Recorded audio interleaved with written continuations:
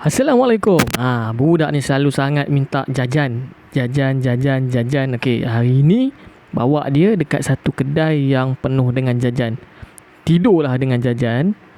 Makanlah dengan jajan ni. Banyak ni. Tempat ni memang tak ada makanan-makanan berkhasiat lah.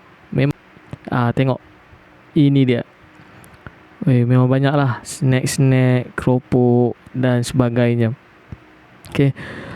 Kalau tengok dekat area depan tu penuh dengan biskut. Yang ini penuh dengan gami-gami. Okey, dia pun memang suka benda-benda macam ni. Dia pun beli. Saya pun ternampak satu benda yang dah lama saya tak makan. Dah dapat dah barang dia. Kami pun macam jalan-jalan tengok-tengok keadaan tempat ni. Katakan tempat ni famous lah.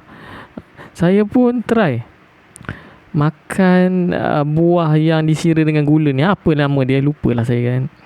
Tapi memang menghampakan dalam dia. Saya baru nak tag dia punya kedai. Tapi tak jadilah kalau macam ni. Tengok. Ya Allah. Macam mana nak makan ni? Macam mana nak makan? Dengan rasa pahit gula dia tu. Buah dia rasa macam masam.